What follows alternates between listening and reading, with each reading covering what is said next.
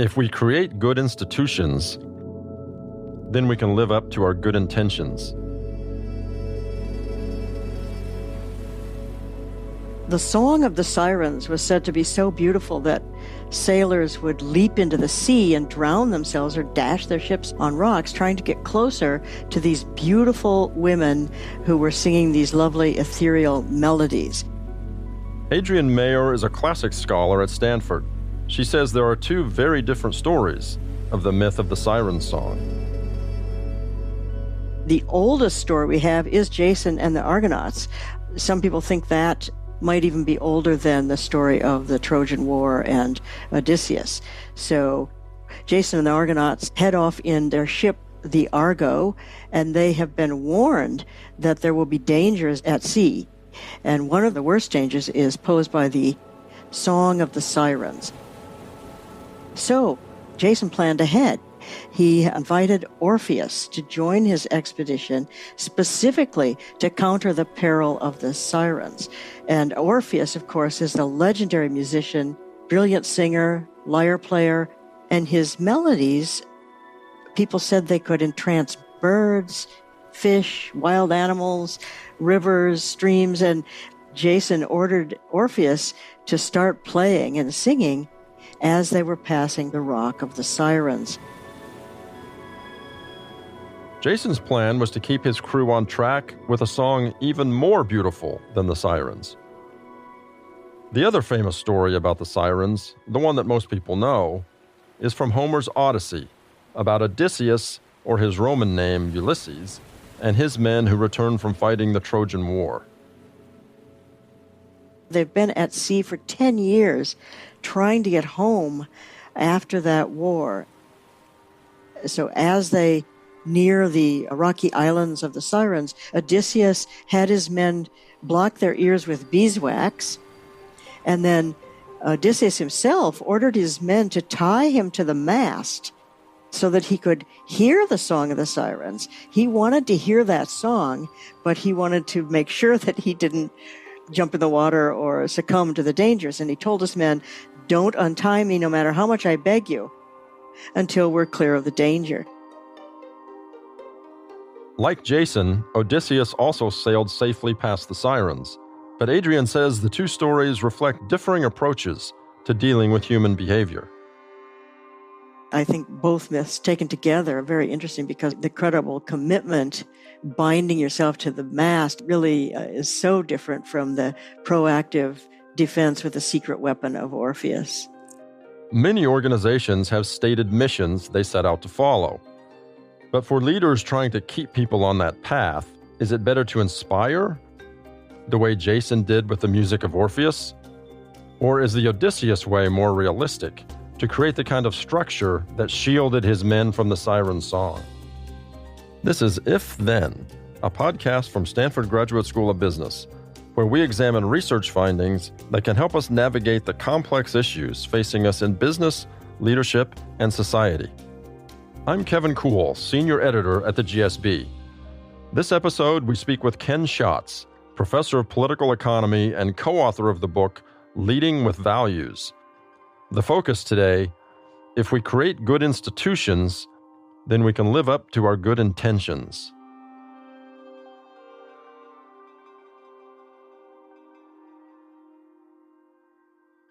I think there's different myths that people sort of rely on, often implicitly. So I think there's a tendency to think of, especially in Silicon Valley and especially in the United States, to think of the myth of the heroic individual who always does the right thing all the time.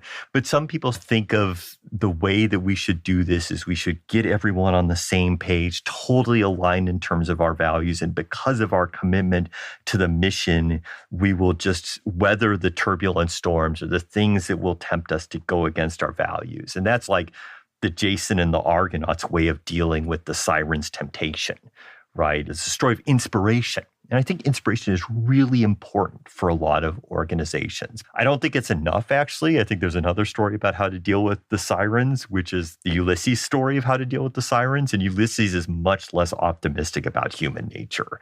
He's like, we're flawed human beings. We're not going to make it through unless I put wax in the guy's ears. And I want to listen to the sirens, so we'll tie me to the mast. And that's how we're going to navigate this. And that's how we're going to deal with those temptations to go against our values. And I think there's a tendency, and I have friends who like to talk about things, is it should be all about inspiration, and that's what's going to get us to do the right thing.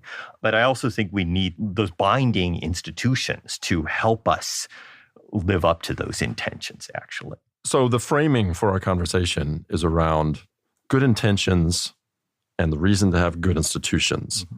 Let's talk about what we mean by good intentions. Well, I think that good intentions are things that people have as individuals, and I think it's things that business leaders talk about having for their organizations in terms of behavior within their organization. And it's something that business leaders talk about their companies having in terms of effects on society as a whole. So there's different levels that I think of when I think about good intentions. And what kind of institutions are we talking about, and why are they so important? Well, the institutions I have in mind really vary depending on the level of analysis. It feels a little bit odd to talk about institutions because I think especially in Western cultures, and particularly in Silicon Valley, people tend to think of themselves as individuals. And I think what we know from psychology, and I say this, I'm not a psychologist by training, but I just have a lot of admiration for the research that people have done, is that we're profoundly influenced by the context in which we're operating. And so then if you're thinking about institutions, that's thinking about what are the contexts that I put myself into? How do I interact with my friends? What are the work environments that I put myself into? And assuming that those things are going to have a lot of power on shaping me is kind of the individual level on that. But institutions, with respect to organizations or even at the societal level, when I think of institutions, I think of the Supreme Court. Mm-hmm. I think of, Congress. Yeah. I think of whatever, the education system. Is the definition broader than that? Well, I'll separate out at an organizational level and a societal level then. So I think at an organizational level, it's both the incentive structures and the sort of informal norms and authority. So it's both the formal and the informal aspects of the organization. And that's anything that like the leaders of the organization are setting up. So that can include like compensation systems. It can include who is promoted, how you make those decisions. It can include systems that are used to monitor what our people are doing. So those are examples of institutions at an organizational level. It also includes what's celebrated in an organization, what's honored and held up as this is what we're about. At a societal level, I really think of institutions as being about a lot of things outside of companies. The way it's within companies is if a company wants to deliver on stuff, it needs to set up its own organization to deliver on those things. But at a societal level, it's also about some of the things you were mentioning, like legislative bodies, regulatory bodies, all those things that are government, and also civil society as well. But those things that place limits on and that really can channel the amazing, productive, innovative, and efficient energies of capitalism in ways that are broadly beneficial for a lot of people. Mm-hmm. And I think a lot of people in business sort of talk about it as like, oh, this is just going to naturally happen.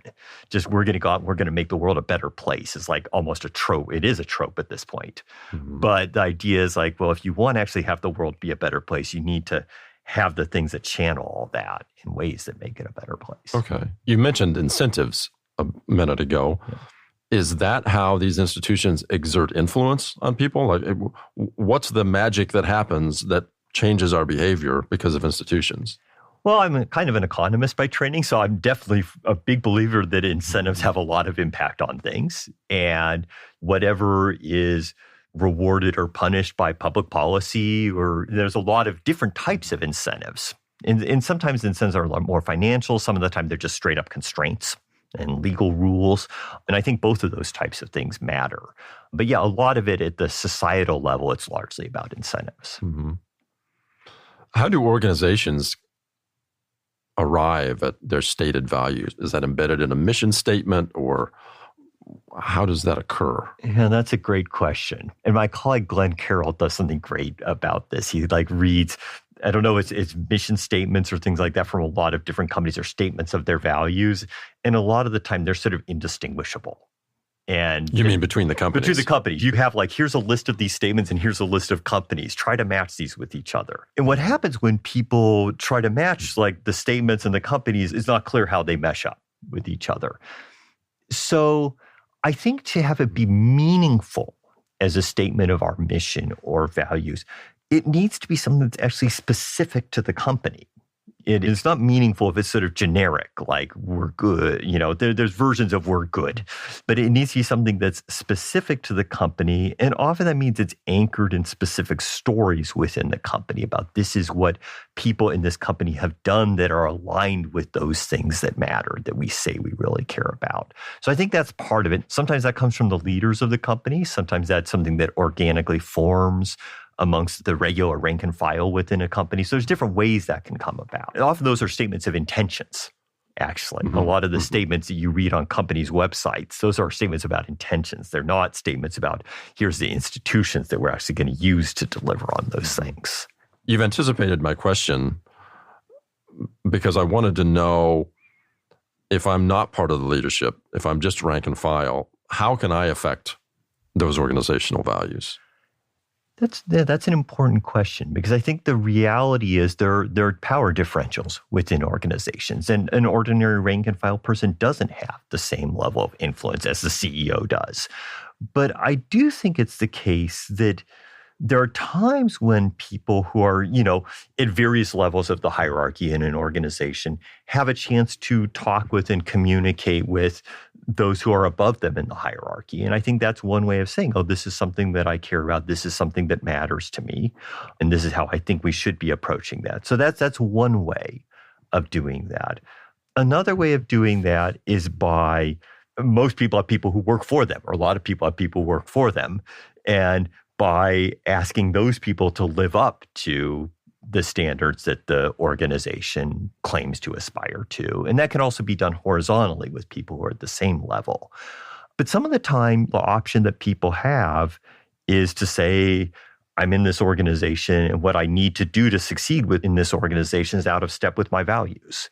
And I think it's always important for people who are at a point of good fortune where they have exit options and they're not tied down to, I have to have this job and I need it financially, but where they could choose to be somewhere else, to be always willing to do that. And to say, well, if this is just totally out of step with my values, I'm not going to do it. I can go do something else. And maybe I'm not going to earn as much. Maybe there's going to be other sacrifices. But if that's what it takes to actually live up to one's values, sometimes that's the only option.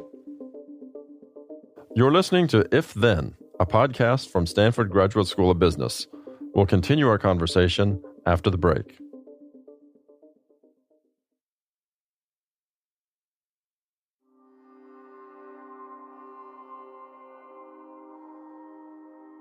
So bring us down to the ground level. Okay, we're talking about this in the abstract, intentions and institutions and values and so on. But on the ground, right, day to day or quarter to quarter, how does this play out? One way that companies deal with this is to act as if there isn't a trade-off, actually. Business leaders talk about this as if there's not a trade-off. So often when I'm teaching, and I find this very frustrating, actually, people will make arguments of the form, well, there was a temptation to do something that wasn't quite the right thing to do for society as a whole. But if only we do this thing that's going to be good for society as a whole, then we're going to be fantastically profitable in the long run because of the reputation we've established for ourselves or things like that. I think that is true some of the time, but it's actually somewhat misleading. And it can be, and people can have principled disagreements about what direction you should go if there's a trade-off. Some people could have a principled argument that the business leader should maximize long-run shareholder value, even if that means doing things that are bad for society as a whole, or failing to do things that are good for society as a whole. And other people could have a principled position that it's the responsibility of business leaders not just to maximize long-run shareholder value, but also to take into account other consequences on society. And I don't think it serves anyone well to pretend that there are no such trade-offs.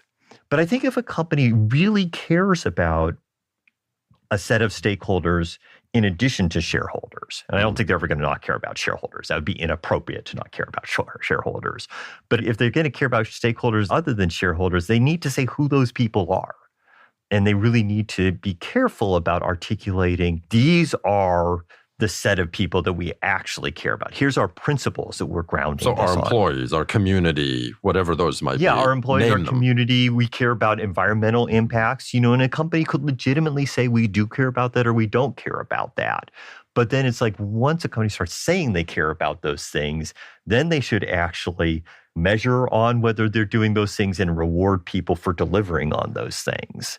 And if it's really something that the company values, and those are real intentions and not just greenwashing or trying to make the company look good or something like that, then it's important to measure it and to try to deliver on it. Mm-hmm. So in any workplace, there are going to be groups of people who disagree about any range of topics. And we live in a particularly divisive and fraught environment right now. If you think about the situation in Gaza or the election coming up. If you're a manager in a company, what do you do to manage a situation like that? I think the first thing to do as a manager is to think about things introspectively and how, I myself interact with other people, to try to understand that, yes, I do have serious disagreements with some of the other people in my organization about things that are not trivial. And to try to recognize that there may be some legitimacy in where the other people are coming from, even if I disagree with them. I think that's the first step, actually for us as citizens as well as managers and business leaders. And that doesn't say I have to agree with them. It's just to say I have to try to understand and seek what's legitimate in what they're saying. But then the question is how to handle the disagreements amongst people within a company. And I think it's a challenge that a lot of companies face. Are we going to take positions on lots of things? Or are we not going to take lots of positions on lots of things? And I think there's an argument that, and this probably varies by company, but there's an argument to be made that companies shouldn't take positions on as many things as they do sometimes. And that when they do take positions on something, it should actually be very carefully grounded in their core values and principles. People shouldn't be surprised that this is the company's position on a particular issue if it's really coming from something deep within the company. So that's one thing is does the company take a position on things? But then there's the question about how to handle things internally within the organization. And I think it's asking a lot of humans to ask them not to, when they exist within an organization, have personal views on a lot of contentious issues. I don't think we can ask people to not be humans in that regard. But I think companies could say, well, the norm here is that we discuss things, we discuss them respectfully and thoughtfully with each other. Or the norm here is we're not mainly focused on that. We're mainly focused on what the business is doing. And I think that's a matter that different leaders could come to different answers for depending on the nature of their business. Mm-hmm, mm-hmm. Where do values come from? And how important is it that the people around us know what our values are? I think it's crucial that the people closest to us know what our core values are. And I think in many organizational contexts, it's important for people to know what the leadership's values are. I'm in kind of an odd role as a professor where I think it's not my role to come in and tell my students exactly what values they should hold. And I don't always succeed at this. They probably seep in some of the time, but I try to teach my class in a way where it's not like, this is what I, Ken Schatz, think is the right thing to do about everything. It's not the right role for a professor to have. The other question you asked is, where do values come from? And so this is interesting because at the end of the class, we ask our students to write a statement of their core values. And so I see what they write in that. And I think for many students, they talk about sort of their personal life experience. So that's one of the big things that people talk about. People talk about culture. A lot of students talk about religion. And it's interesting because we're in a place that's sort of presumptively secular. The conversational norms in Silicon Valley is everything is as if everyone is not religious. But there's religious convictions that are driving their core values. And I think it's appropriate to say, this is where I'm coming from if someone is coming from a place of religious conviction. in their core values. What was interesting to me when I sat down to write my statement of my own core values, because Neil and I figured if we're having our students do this is my co-author Neil Malhotra and I, who also teaches the class, then we should do it ourselves. And when I sat down to write my statement of my core values, I would have thought ex ante that I would have built it on the various philosophies that I had studied and maybe cultural traditions and things like that. Maybe that wound up embedded in there somewhere. But I wound up defining my core values in terms of the roles that I play. What is it appropriate and what are my responsibilities as a member of this organization, actually, as a teacher, as a citizen in this area, and especially as a parent and as a child and as a husband. Those were the things that spoke to me most about what are my core values, which is not like a typical Western philosophical approach to thinking about this, but that's how I wound up thinking about it. Do you think it would be useful for other people to do that exercise? Like to actually document and write down what your core values are? Oh, absolutely. Yeah, I think it's worth doing. And I have some people who come into the class and they've done it before. And a lot of them have done it with their spouse or partner and discussed it repeatedly over the years. So I think it's good not only to do it, but to revisit it. And so the situation I find myself in when I teach the class is because I revisit it at least once a year, often twice a year when I'm teaching different cohorts of students, is it's useful to assess, like, how am I doing? Like, if I say these are the things that I care about, am I putting myself in the situations where I live up to those values? And that has to do with the individual level institutions, is how do I set up my life so that I'll live up to my values? Mm-hmm. And I don't always succeed. I unambiguously fail a lot of the time, but that's because I'm a human. Right. I think all of us fail at that at some level. Yeah. If we don't realize that we fail about it, then we're lying to ourselves and others. Right. And if one of our core values is honesty, then own up to it. Yeah. Right.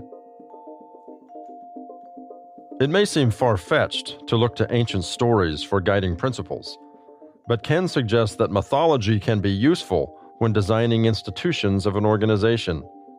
Whether it's Jason and the Argonauts, some piece of folklore, or the founding myth of a startup, these stories can help a company navigate treacherous waters. Knowing and articulating our values is essential, but acting according to those values requires the direction and discipline institutions can provide.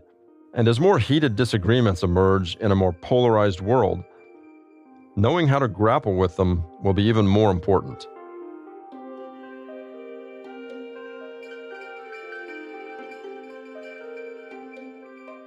If Then is produced by Jesse Baker and Eric Newsom of Magnificent Noise for Stanford Graduate School of Business.